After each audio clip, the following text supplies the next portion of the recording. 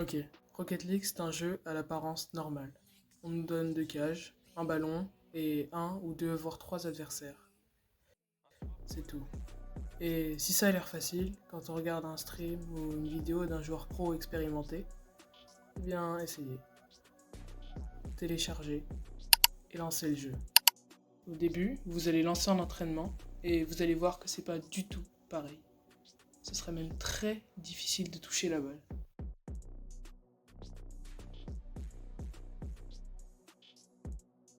Voilà. Et comme tous les joueurs, vous passerez certainement des dizaines, des centaines et des milliers d'heures pour les plus déterminés à s'entraîner pour ne serait-ce que maîtriser un seul mouvement. Ouais. Par exemple, pour maîtriser une des mécaniques qui est pour tout joueur de Rocket League très dur à maîtriser, le flip reset. Quand vous sautez du sol, par exemple, vous utilisez un saut et il vous en restera un qui disparaîtra environ 1,25 secondes après avoir utilisé le premier.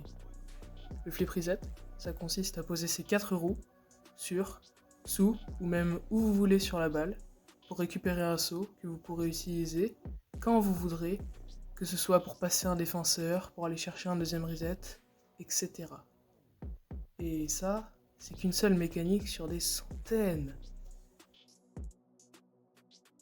Justement, pour s'entraîner, il existe un petit mode disponible uniquement sur PC qui permet de jouer à des maps personnalisées pour gagner plus vite du niveau.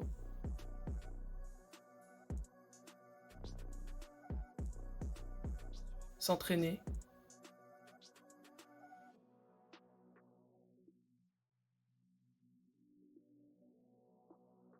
et même jouer avec des amis sur des maps insolites. Buckets Mode, c'est plein de petits plugins qui ont chacun une utilité différente et c'est super utile. Par exemple, le Ball Speed plugin qui permet d'avoir la vitesse de la balle ou encore le TAS plugin qui permet de faire des moves impensés, même presque impossibles à faire sans TAS, genre ça.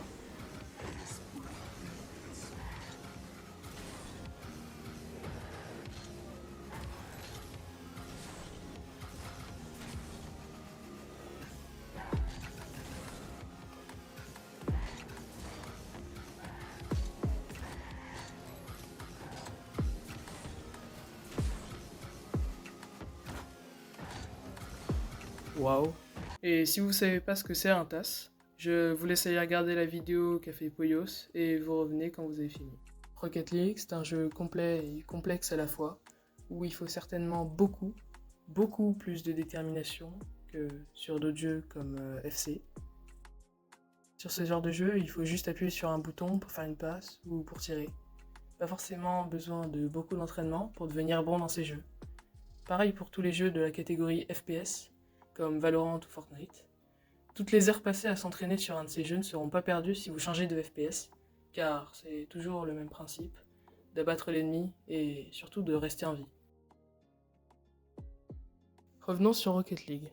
Au bout d'un moment, comme sur beaucoup d'autres jeux, vous accédez à un système de classé assez bien fait.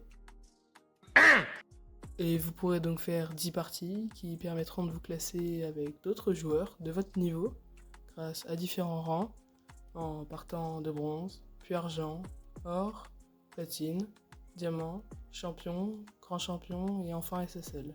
Les deux derniers rangs, eux, c'est le Graal pour tous les joueurs qui ne l'ont pas encore atteint. Et si vous pensez que la différence entre ces rangs ne doit pas être énorme, eh ben si. Les grands champions et SSL ne représentent que 0,28% des joueurs. Pardon? Bon, les efforts à fournir pour atteindre cet elo sont énormes, mais ça ne décourage pas certaines personnes à s'entraîner tous les jours pour peut-être un jour avoir ce prestige. Bon, après des heures et des heures de tryhard, je parle en milliers, vous serez certainement dans le haut panier des joueurs, dans le top mondial.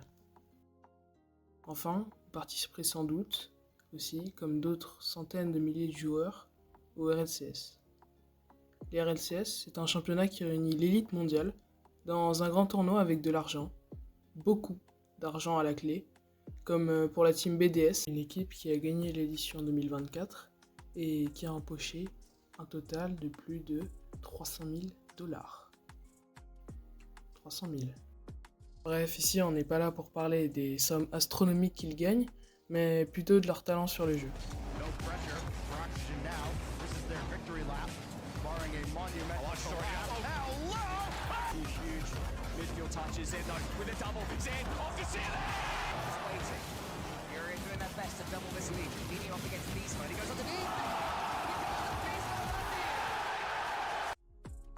Ici, on va parler d'une des nombreuses teams françaises qui brillent à l'international, Vitality. Le premier à passer, c'est Monkey Moon. Considéré comme l'un des meilleurs joueurs du monde, Monkey Moon est devenu une vraie légende du jeu. Il a réussi l'exploit d'être finaliste des RLCS en 2022, 2023 et 2024 et d'en décrocher 2 fois le titre en 2022 et 2024. Il a su s'imposer par son style de jeu et ses réflexes hors du commun. Ensuite, c'est Zen.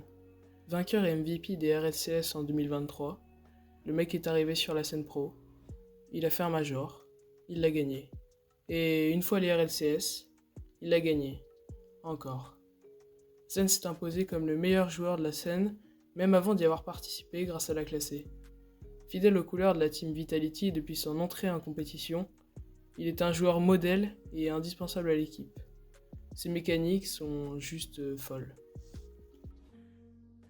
Et enfin, Exotic. MVP du dernier championnat du monde, il a su se faire reconnaître pour son style de jeu innovant et ses mécaniques. Grâce à ses performances, il a rapidement su se faire un nom sur la scène internationale en remportant notamment les Worlds et l'eSport World Cup aux côtés de son teammate Monkey Moon.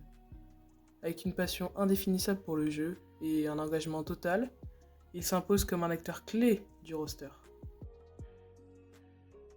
Bon, là c'est qu'une team, mais les Français dominent tout. Dans le top 20 des joueurs avec le plus de championnats remportés, il y a 9 Français, soit presque la moitié du top. Aïe. Ouais, pour le reste du monde, ça fait plus grand chose quand même. Hein. On vous tiendra au courant certainement dans une prochaine vidéo des résultats de la team, en espérant qu'elle gagne. Moi, c'est Morzen, frère d'Onex, et je m'incruste gentiment sur la chaîne. En tout cas, merci d'avoir visionné, c'était Morzen. Bye.